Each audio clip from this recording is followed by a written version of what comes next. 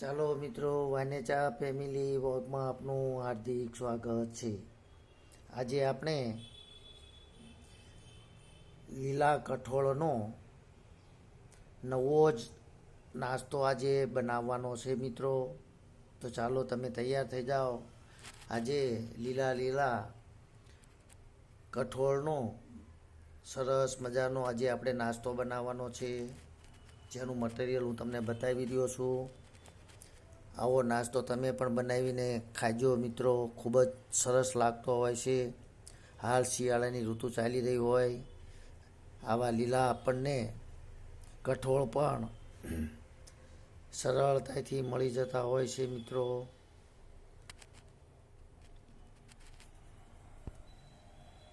તો ચાલો આજે આપણે તેના માટે જે મટીરિયલ લીધેલું છે તે હું તમને બતાવી રહ્યો છું. સૌ પ્રથમ આપણે લીલી તુવેરની એક વાટકી લીધેલી છે, એક વાટકી આપણે લીલા વટાણા લીધેલા છે, એક વાટકી આપણે લીલા ચણા લીધેલા છે, તેમજ 2 કે 3 સૂકા કાંદા લીધેલા છે, તેમજ એક ટામેટું છે, તેમજ સેવ લીધેલી છે એક વાટકી. તો ચાલો મિત્રો તૈયાર થઈ જાઓ. આજે સરસ મજાનો નવા લીલા કઠોળનો નવો જ નાસ્તો આજે આપણે બનાવવાનો છે, જે બનાવવાની આપણે શરૂઆત કરી દઈએ. સૌપ્રથમ આપણે ટમેટાં અને સૂકા કાંદાનું કટિંગ કરી લઈએ. ત્યાર પછી છેલ્લે તેની અંદર લીંબુ પણ થોડુંક આપણે ઉમેરશું મિત્રો, જે હું તમને પછીથી બતાવીશ.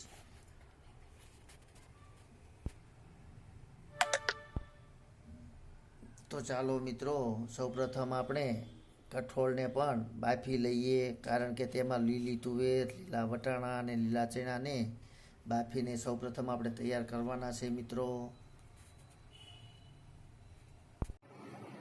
ચાલો મિત્રો, તો હવે આપણે આ ત્રણેય કઠોળને બાફવા માટે પહેલાં મૂકી દઈએ મિત્રો, કારણ કે લીલા ચણા, લીલા વટાણા અને લીલી તુવેરને આપણે પાણીની અંદર થોડુંક મીઠું નાખીને સૌપ્રથમ આપણે તેને બાફી લેવાના છે મિત્રો.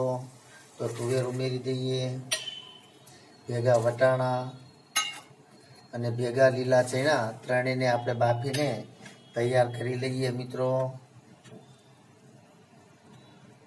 કારણ કે લીલા કઠોળનો સરસ મજાનો નાસ્તો બનતો હોય છે મિત્રો, જે આજે આપણે બનાવી રહ્યા છીએ.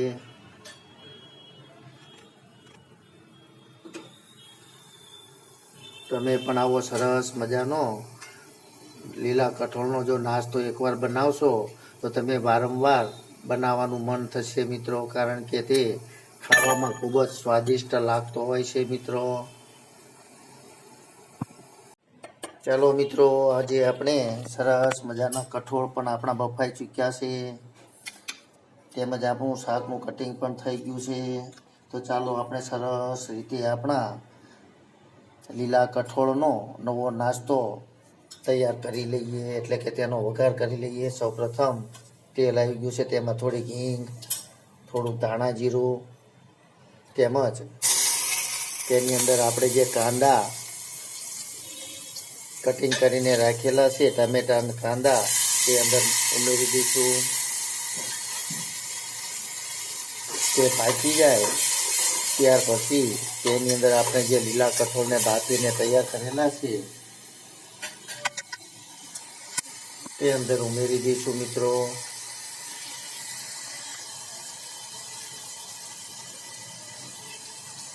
થોડીક હળદર, થોડુંક ધાણા જીરું, થોડુંક મોળું મરચું,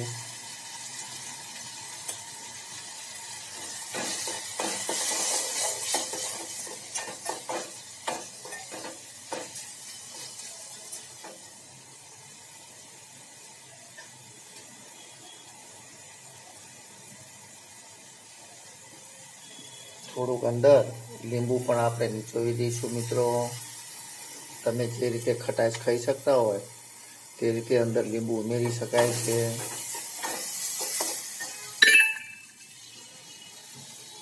ચાલો હવે તેની અંદર આપણે જે બાફીને તૈયાર રાખેલા છે તે કઠોળ પણ ઉમેરી દઈએ.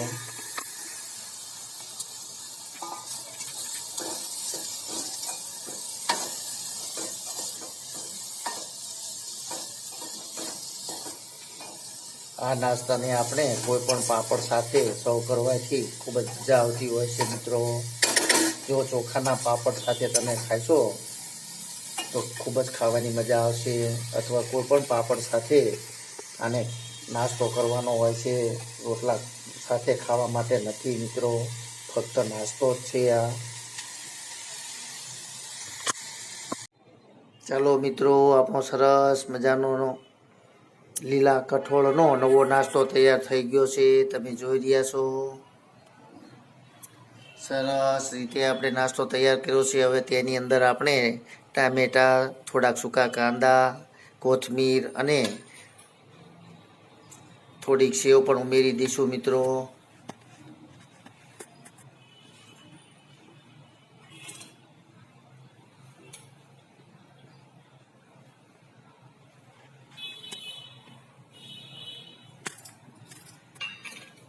ચાલો થોડીક સેવ પણ ઉમેરી દઈએ.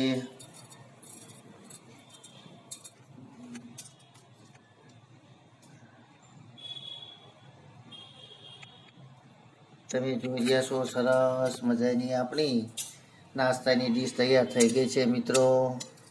કારણ કે તમે પણ આવી રીતે લીલા કઠોળનો નાસ્તો ચોક્કસથી બનાવજો મિત્રો, કારણ કે ખાવાની ખૂબ જ મજા આવતી હોય છે. તો ચાલો હવે આપણે બગીચાની અંદર બેઠા બેઠા સરસ મજાનો આપણો નાસ્તો કરી લઈએ. જો તમને મારી આ રેસીપી પસંદ આવી હોય તો લાઈક કરજો, શેર કરજો અને સબસ્ક્રાઈબ કરજો, કે જેથી કરીને હું તમને બીજા પણ આવા નાસ્તાના વિડીયો મોકલાવી શકું મિત્રો. જય માતાજી, જય યોગેશ્વર ભગવાન. ચાલો મિત્રો, તો આપણે હવે આપણા લીલા કઠોળનો નવો નાસ્તો સર્વ કરી લઈએ. તમે જોઈ રહ્યા છો કેટલો સરસ મજાનો આપણો નાસ્તો બની ગયો છે. જય માતાજી.